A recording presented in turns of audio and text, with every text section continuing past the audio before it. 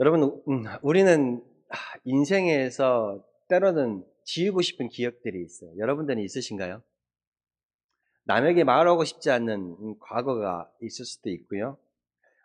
생각만 해도 좀 마음이 무거워지는 실수, 그런 것들이 있을 수 있습니다. 그래서 생각하죠. 내가 그때 왜 그랬을까? 내가 그때 왜 그 말을 했을까? 내가 조금 더 다르게 어, 행동했다면 좋았을 텐데, 라는. 누구에게나 흠은 있지요. 누구에게나 실수는 있고, 누구에게나 잘못 갔던 방향이 분명 있습니다. 그런데 성경은요, 하나님께서 완벽한 사람만 찾으시는 것이 아니라 흠이 없는 사람만 찾는 것이 아니라라는 것입니다. 하나님께서는요, 실패한 사람도 부르시고요. 하나님께서는요, 상처 입은 사람도 일으키시고, 하나님께서는 사람들이 손가락질하는 그 사람도 믿음의 사람으로 변화시키셨던 것을 볼 수 있습니다. 오늘 우리가 함께 읽었던 이 본문의 주인공 나합이라는 여자 또한 그렇습니다. 이 나합이라는 여자는요, 여리고성에 살고 있었어요. 근데 성경에 이 나합이라는 여인을 소개하면서 먼저 그의 이 여인의 이름보다 특별하게 이 여인의 직업을 먼저 소개합니다. 이 여인의 직업을 먼저 말하고 있죠. 이 나합이라는 여인의 직업이 뭐예요? 나합이라 하는 기생의 집에 들어가서라고 말해요. 이 여인의 직업이 뭡니까? 기생이라고 말하고 있습니다. 당시 사회에서 존중받기 어려운 직업이었습니다. 지금도 그럴지 모르겠습니다만은 사람들의 시선이 곱지 않는 직업이었죠. 기생은 남에게 드러내고 싶지 않은 사연도 분명 가지고 있었을 것입니다. 근데 하나님께서 이 기생이라는 나합이라는 여인이 가지고 있었던 과거의 모습보다 이 나합이라는 여인의 마음속에 생겨난 그 믿음을 하나님께서 먼저 보셨습니다. 그리고 나합의 여인 가운데 생겨난 그 믿음을 통해서 나합과 그의 온 가족들을 하나님께서 구원하셨음을 말씀을 통해 알 수가 있습니다. 여러분, 하나님께서는요, 우리를 뜻밖의 사람을 사용하십니다. 하나님께서는 뜻밖의 사람을 사용하세요. 이스라엘 백성들은요, 오래된 광야 생활을 마치고 가나안 땅에 들어가기 직전이었어요. 모세의 뒤를 이어서 지도자게 된 여호수아는요, 그들이 점령할 여리고라는 성을 살펴보기 위해서 정탐꾼 2명을 보냈어요. 그리고 이 2명의 정탐꾼이 여리고 성에 들어가서 어디에 머물렀냐면 그 기생이라고 하는 나합의 집에 머물렀습니다. 근데 누군가 이 사실을 알아차리고 여리고에 있는 왕에게 보고를 했어요. 이스라엘 자손 중에 몇 사람이 들어와서 이 성을 정탐하러 왔다라고 말해요. 왕은 즉시 사람을 이 나합이라는 여인이 사는 집에 보냅니다. 그리고 정탐꾼들을 내놓으라고 하죠. 나합에게는 매우 위험한 순간이었어요. 자신이 이 정탐꾼을 숨겨준 것 사실이 들키면 어떻게 돼요? 자기도 가족들도 위험한 상황이었단 말이에요. 근데 이 여인은 이 정탐꾼들을 미리 이 지붕에 널어놓은 3대 아래에 숨겨놓고 이미 그들이 성 밖으로 도망가 나갔다라고 거짓말을 하는 거예요. 여기서 우리가 주목해야 할 부분이 있어요. 나합이라는 여인이 지금 왕이 보낸 사람을 통해서 정탐꾼이 이곳 가운데 들어왔다는데 정탐꾼이 어디 있느냐라고 물었을 때에 이 여인은 어떤 선택을 했어요? 저기 있어요. 잡아가십시오라고 얘기했나요? 아니요.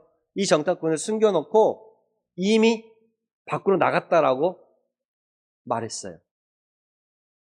이 여인은 이 성의 주인이었던 왕보다 누구를 택했냐면 살아계신 하나님의 편에 서기로 결심했다라는 거예요. 여러분, 여기서 중요한 부분이 있습니다. 이 나합이라는 여인은요, 하나님에 대해서 많이 알지는 못했어요. 말씀을 많이 알지도 못했습니다. 그리고 성경에 있는 율법을 많이 배운 적도 없고 예배드리는 방법도 몰랐어요. 그런데 이 여인이 하나님 편에 서기로 했던 이유가 뭐냐면 이스라엘 백성들이 지나오면서 하나님께서 그들과 함께 했던 그 놀라운 이야기들을 들었어요. 그 이야기들을 듣고 하나님만이 참 신이다라는 것을 깨닫게 된 거예요. 그리고 자기 목숨을 걸고 이 정탐꾼들을 숨겨 주었던 것이죠. 하나님께서 바로 이러한 나합을 사용하셨어요.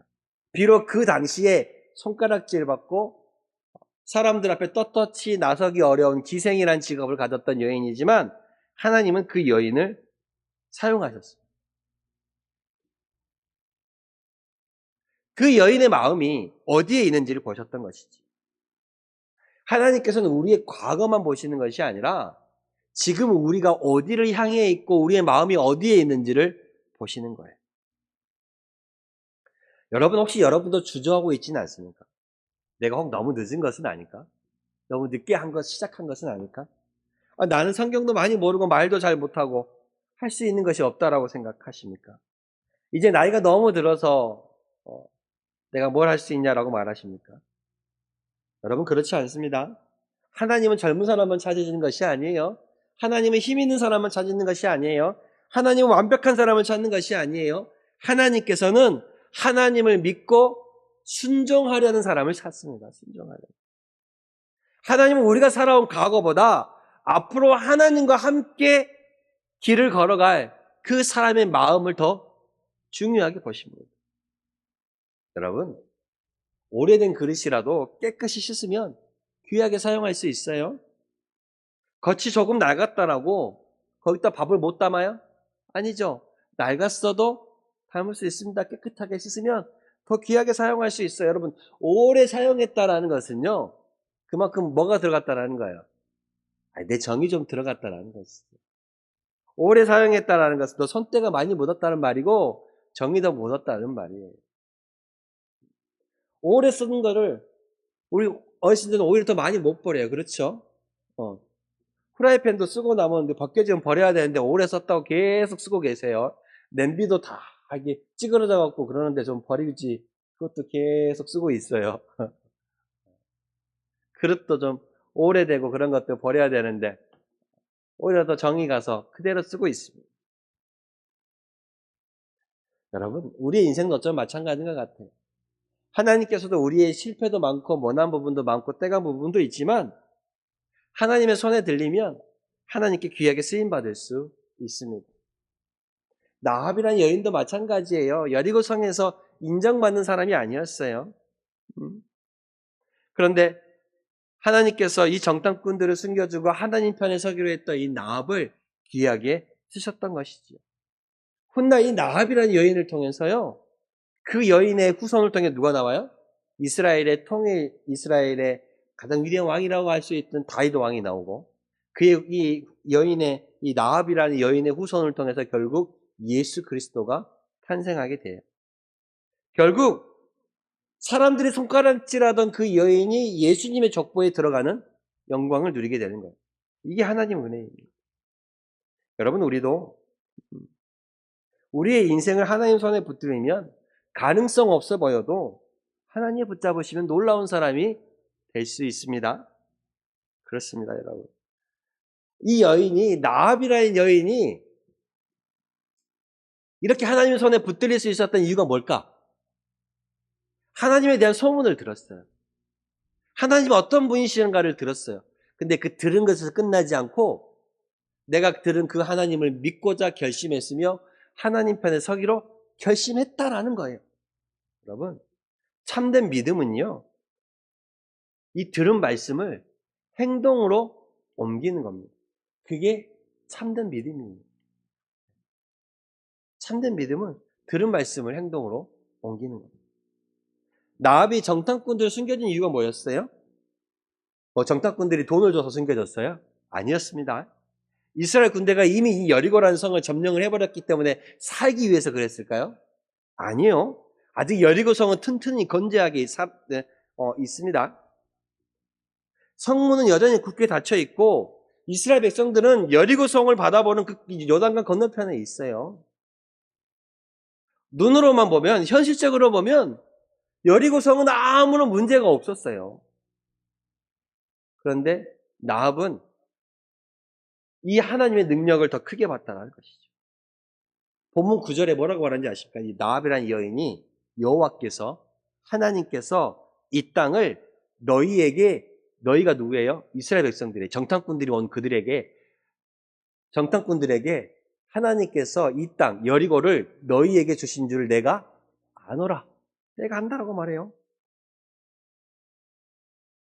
이미 놀라운 소식을 들었어요. 하나님께서 홍해를 가르신 사건과 그 당시에 이 아모리 사람이었던 정말 놀라운 이 큰 강한 그들을 두원과 아모리 사람의 왕 시온과 옥을 물리쳤던 그 일을 들었죠.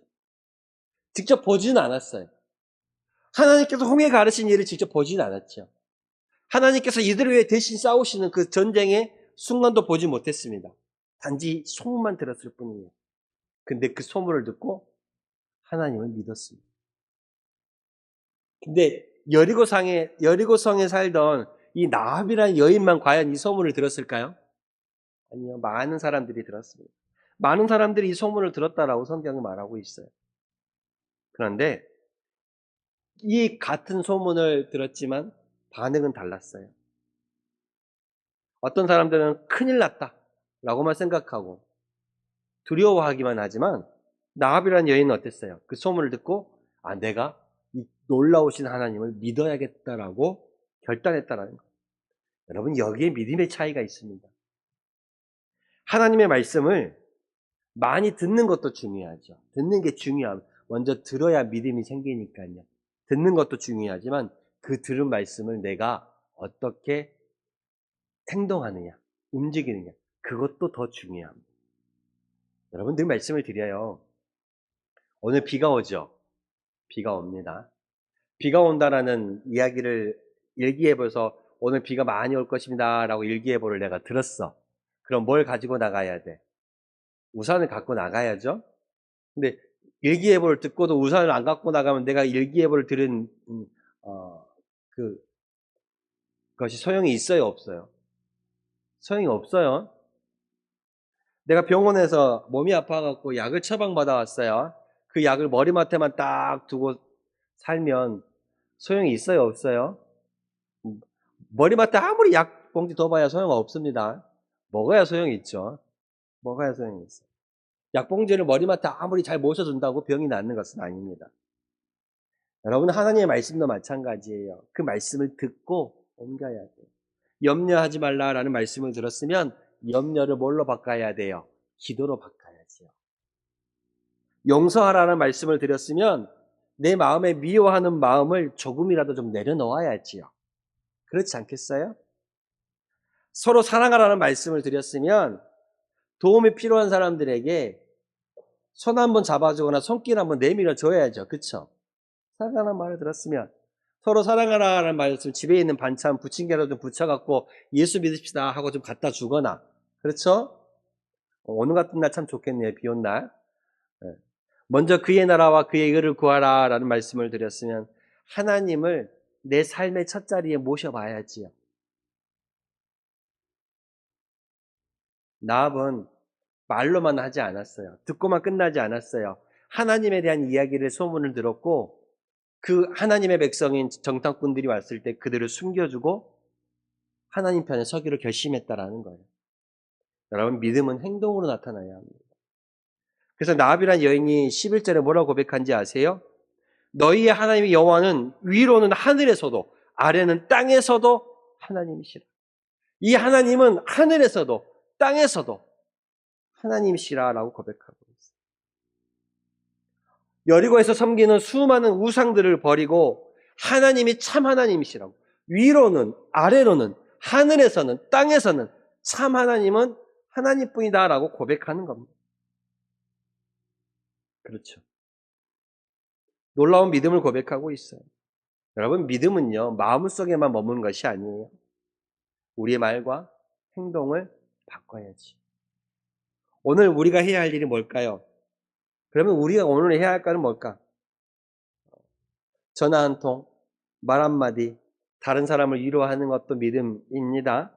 내가 먼저 미안하다라고 말할 수 있는 것도 믿음이에요. 어려운 형편 가운데서도 내가 감사의 마음, 감사의 제목 한 가지 찾아가는 것도 믿음입니다. 힘들어도. 아픈 몸을 이끌고 이 시간 예배 자리에 앉아 있는 것도 여러분 믿음입니다. 그리고 내 자녀와 내 손주들을 위해서 꾸준히 기도하는 것도 믿음입니다. 믿음은요, 어떤 크고 요란한 것을 말하는 것이 아닙니다. 오늘 내가 있는 자리에서 하나님의 말씀을 따라 그 말씀 붙잡고 한 걸음 내딛어 가는 것, 그게 믿음이에요. 내 손주를 위해서, 내 자녀를 위해서, 내 성도를 위해서, 내 교회를 위해서, 목사님을 위해서 어려운 형편 가운데서도 감사의 제목을 찾고 기도하고 나아가는 것, 그게 믿음입니다, 여러분.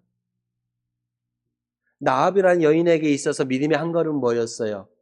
하나님의 사람이었던 정탐꾼들을 숨겨주는 게 믿음의 한 걸음이었어요. 여러분, 오늘 내게 주시는 하나님께서 말씀하신 믿음의 한 걸음은 무엇일까? 한번 생각해 보시길 바랍니다. 여러분, 그리고 우리는 붉은 줄을 붙잡아야 돼요. 붉은 줄이 뭐냐면 약속입니다. 하나님의 약속. 나압은 정탐꾼들에게 말했어요. 뭐라고 말하냐면 하나님께서 너희를 선대하였으니 너희가 이 여리고성에 들어왔을 때에 나와 내 아버지와 내 어머니와 내 형제와 내 자매와 그들에게 속한 모든 사람들을 살려주겠다라고 약속해라 라고 말합니다. 자기와 가족들의 생명까지 구해달라고 말하죠. 이 정탐꾼들은 나압이라는 여인에게 뭐라고 말하는지 아십니까? 그러면 우리가 내려갔던 이 창문에 붉은 줄을 매달아라. 붉은 줄을 매달아라. 그러면 우리가 여리고성을 점령할 때에 이 붉은 줄이 매달린 집은 우리들이 건들지 않겠다라고 말합니다. 나압은 정탐꾼들이 떠난 뒤에 그 창문에 붉은 줄을 매달았습니다. 아직은 아무런 일이 일어나지 않았어요. 아직 여리고성이 무너지지도 않았습니다. 이스라엘 군대가 쳐들어온 것도 아니에요. 그럼에도 불구하고 이 정탐꾼들이 말했던 하나님의 약속을 믿고 창문에 붉은 줄을 매달았습니다. 그리고 아침에 눈을 뜰 때마다 그 붉은 줄을 보았겠죠? 불안한 마음이 떠오를 때마다 그 약속의 말씀, 우리를 구원하겠다라는, 우리 가족을 구원하실 거라는 그 붉은 줄을 보았습니다. 여러분, 우리에게도 우리를 구원할 이 붉은 줄이 있을 줄로 믿습니다. 이 붉은 줄을 붙잡아야 돼요. 그것이 뭐냐면 하나님의 약속의 말씀이에요. 살다 보면 내가 든든하게 보였던 것이 무너질 때가 있어. 건강이 무너지기도 하고 경제적인 형편이 때론 갑자기 어려워지기도 하고요. 믿었던 사람에게 실망하기도 합니다. 자녀 문제로 속을 태우기도 하고요. 앞날을 생각하면 걱정이 밀려올 때도 있어요. 그러나 기억합시다. 세상은 무너져도 하나님의 약속은 무너지지 않습니다. 사람의 말은 변할 수 있어도 하나님의 말씀은 변하지 않습니다. 우리의 형편은 흔들릴 수 있어도 우리를 붙드시는 하나님의 손길은 흔들리지 않습니다. 여러분. 나압이 창문에 걸어둔 하나님의 약속의 그 붉은 줄을 바라보았던 것처럼 여러분도 이 붉은 줄, 하나님의 약속의 말씀을 붙잡고 살아가시기를 바랍니다. 여러분, 이 약속의 말씀을 붙잡아야 흔들리지 않습니다. 여러분, 우리가 가정에 가장 안전할 수 있었던 이유는 바로 그 약속의 말씀을 붙잡는 것에 안전이 있습니다. 그렇습니다. 믿음은 이 약속의 말씀이 이루어질 때까지 기다리는 거예요. 그 약속의 줄을 붙잡았습니다. 여러분, 그 약속의 줄을, 붉은 줄을 매달았다고 바로 구원이 왔나요? 그렇지 않죠. 기다려야 됐어요. 정탐꾼들이 돌아가죠. 이스라엘 백성들이 이제 군대를 이끌고 요단강을 건넙니다. 그리고 여리고성을 어떻게 해요? 싸워서 이긴 것이 아니라 여리고성을 7바퀴를 돌아요. 7바퀴를 하나님의 말씀에 따라 돌자 그 성이 무너졌습니다. 여러분, 거기까지 기다리는 동안 얼마나 마음이 이 여인은 초조했겠어요. 아니, 와서 전쟁을 한 것도 아니고 여리고 성을 그냥 백성들이 하루에 한 번씩 도는 거예요. 첫째 날에 아무 일도 안 일어났습니다. 둘째 날에도 아무 일도 안 일어나요. 셋째 날에도 변화도 없어요. 마음속에 의심이 찾아올 수 있죠. 정말 이 약속은 이루어질까? 내가 붉은 줄을 괜히 매달아 놓은 것은 아닐까? 그러나 라합은 창문에 매달아 놓은 그 붉은 줄을 풀지 않았습니다. 약속이 이루어질 때까지 붙들었습니다. 여러분, 우리의 믿음도요, 기다림을 통과해야 할 때가 있어요. 때로는 그 약속이 이루어질 때까지 기다려야 돼요. 기도했는데 그 기도가 바로 응답이 되지 않을 수도 있습니다. 자녀를 위해 기도했는데 이 변화가 보이지 않을 때도 분명히 있어요. 병이 낫기를 기도했지만 여전히 몸이 아플 수도 있습니다. 교회 가정을 위해서 기도했지만 형편이 금방 좋아지지 않을 수도 있어요. 그럴 때 우리가 해야 할 것은 뭐냐면 그 붉은 줄을 풀지 않는 거예요. 무슨 말이냐면 하나님의 약속을 놓아버리는 것이 아니라 하나님의 약속을 끝까지 붙잡아야 한다라는 거예요. 눈앞에 변화가 보이지 않다 할지라도 내가 예배의 자리를 지키는 거예요.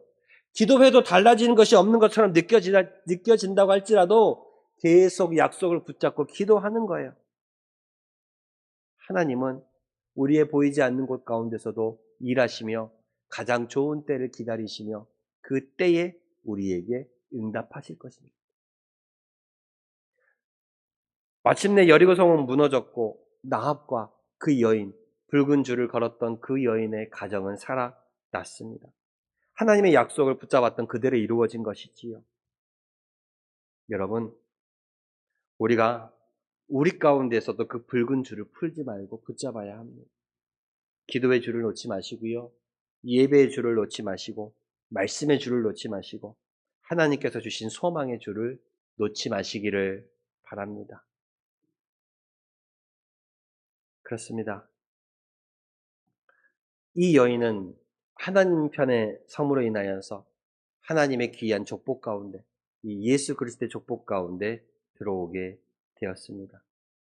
우리 눈에 보이는 형편이 아니라 하나님의 약속을 붙드는 그 믿음이 있을 때에 우리도 이 기생 나합과 같이 하나님께 귀하게 쓰임받는 사람이 될 줄로 믿습니다. 오늘 말씀을 드리면서 여러분 두 가지만 기억합시다. 첫째, 하나님께서 내게 주신 그 약속의 말씀, 그 말씀을 한 구절이라도 내가 정하여서 매일 읽고 기도합시다. 말씀을 읽고 기도합시다. 많이 몰라도 돼요. 한 구절이라도 내가 정하여서 읽고 또 읽고 또 읽고 기도합시다. 그리고 아직 믿지 않는 한 사람, 내 가족 또 내 이웃의 한 사람의 이름을 정하여 날마다 구체적으로 한번 기도 한번 해봅시다. 하나님, 그 가정을 위해서 기도하시길 바랍니다. 나합이 구원을 위해, 자기와 가족의 구원을 위해 창문에 붉은 줄을 매달았던 것처럼 여러분의 마음의 창문에도 하나님의 약속의 말씀을 매달 수 있기를 바랍니다. 기도하겠습니다. 주여, 내 형편은 흔들려도 나를 붙드시는 주님의 손길은 흔들리지 않습니다. 나는 끝까지 예수 그리스도를 믿고 기다리겠다라는 정말 이 고백을 가지고 살아가는 저희들이 되게 하여 주시옵소서.